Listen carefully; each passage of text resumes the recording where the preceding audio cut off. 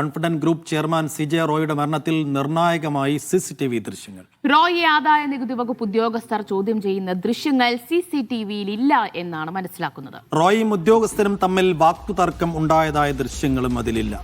കേസിൽ ആദായ നികുതി ഉദ്യോഗസ്ഥരുടെ മൊഴി പോലീസ് രേഖപ്പെടുത്തി കഴിഞ്ഞു. റോയിയുടെ സംസ്കാരം ഇന്ന് ഉച്ചയ്ക്ക് ബന്നാർഘട്ടയിൽ നടന്നു.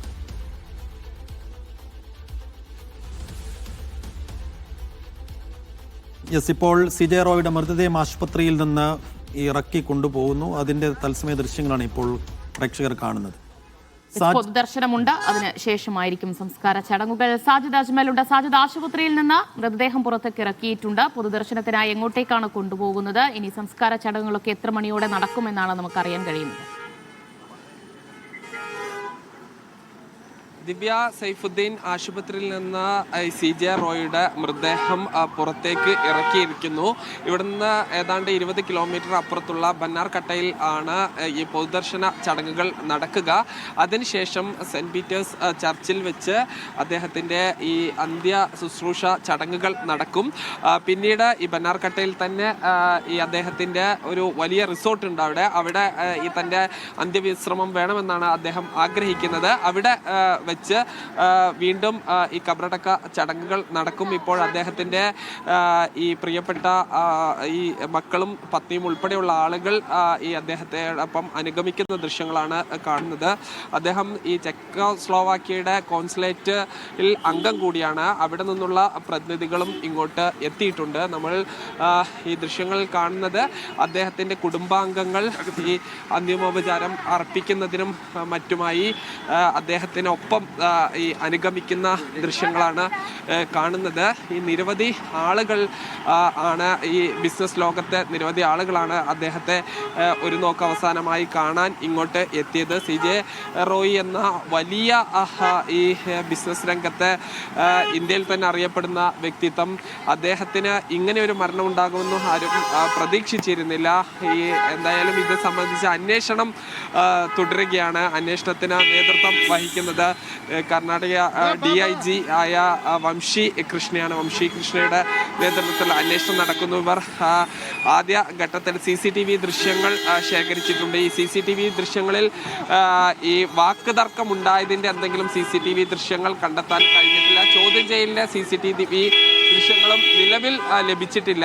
നിലവിൽ ലഭിച്ച CCTV ദൃശ്യങ്ങളിൽ ഉള്ളത് ഈ ഉദ്യോഗസ്ഥർ ഫയലുകൾ പരിശോധിക്കുന്നതും ഇദ്ദേഹം മുറിയിലേക്ക് പോകുന്നതുമായ കാര്യങ്ങളാണ്. എന്തായാലും കൂടുതൽ കഴിഞ്ഞ ദിവസങ്ങളിലുള്ള CCTV ദൃശ്യങ്ങൾ കൂടി 28, 29 തീയതികളുടെ CCTV ദൃശ്യങ്ങൾ കൂടി എന്തായാലും പോലീസ് ശേഖരിക്കും. ഈ ബംഗളൂരു നഗരത്തിലൂടെ അദ്ദേഹത്തിൻ്റെ വിലാപയാത്ര പോയിക്കൊണ്ടിരിക്കുകയാണ്. അപ്പോൾ അദ്ദേഹം ബേസിക്കലി ഗുരുവായൂരുകാരനാണ്, തൃശ്ശൂരുകാരനാണ്. പക്ഷേ അദ്ദേഹത്തിന് അന്ത്യവിശ്രമം ബംഗളൂരുവിലാണ്. അദ്ദേഹത്തിന് ഏറെ ഇഷ്ടപ്പെട്ട ഇടം കൂടി അവിടെയായിരുന്നു. സാജിദ് തുടരുന്നുണ്ട്. സാജിദ്, ഇനിയിപ്പോൾ നമ്മൾ അറിയേണ്ടത് എന്തിനദ്ദേഹം ഈ കൃത്യം ചെയ്തു, ഈ ആത്മഹത്യ ചെയ്തു എന്നതിൻ്റെ കാരണങ്ങൾ തേടുകയാണ് അന്വേഷണ സംഘം. അതിലിപ്പോൾ നമുക്ക് നിർണായകമായ വിവരങ്ങൾ ലഭിക്കുന്നത് CCTV കേന്ദ്രീകരിച്ചുള്ള അന്വേഷണത്തിലാണ്. അപ്പോൾ CCTV വിഷ്വൽസിൽ നിന്ന് കാര്യമായ എന്തെങ്കിലും ലീഡ് അന്വേഷണ സംഘത്തിന് ലഭിച്ചിട്ടുണ്ടോ?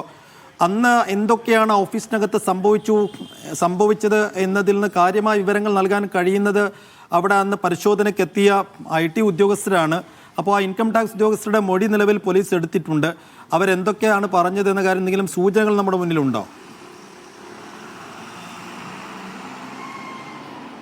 ഇൻകം ടാക്സ് ഉദ്യോഗസ്ഥർ പ്രധാനമായും പറഞ്ഞതായി നമുക്ക് ലഭിക്കുന്ന വിവരങ്ങൾ നിയമപരമായ കാര്യങ്ങൾ മാത്രമാണ് ചെയ്തത്. കൃത്യമായ വിവരത്തിൻ്റെ അടിസ്ഥാനത്തിൽ ഉള്ള പരിശോധനയാണ് നടന്നത് എന്നും നേരത്തെ ഇദ്ദേഹത്തിൻ്റെ ഈ സമ്പത്തുമായി ബന്ധപ്പെട്ട ചില നിയന്ത്രണങ്ങൾ ഉണ്ടായിരുന്നു. ആ നിയന്ത്രണങ്ങൾ നീക്കുന്നതിൻ്റെ ഭാഗമായുള്ള ഈ പരിശോധനകളും അതിൻ്റെ ഫയൽ വർക്കുകളുമായിരുന്നു നടന്നിരുന്നത് തുടങ്ങിയ കാര്യങ്ങൾ പറഞ്ഞു എന്ന ഒരു വിവരം, പ്രാഥമികമായ വിവരമാണ് നമുക്ക് ലഭിക്കുന്നത്. എന്തായാലും CCTV ദൃശ്യങ്ങളിൽ ഏതെങ്കിലും തരത്തിലുള്ള ഒരു ഭീഷണിപ്പെടുത്തുന്നതോ ഇല്ലെങ്കിൽ അവർ തമ്മിൽ വാക്കുതർക്കം ഉണ്ടാകുന്നതോ ആയി ഒന്നും കാണുന്നില്ല. എന്തായാലും കഴിഞ്ഞ ദിവസങ്ങളിലെ CCTV ദൃശ്യങ്ങൾ പരിശോധിക്കണം.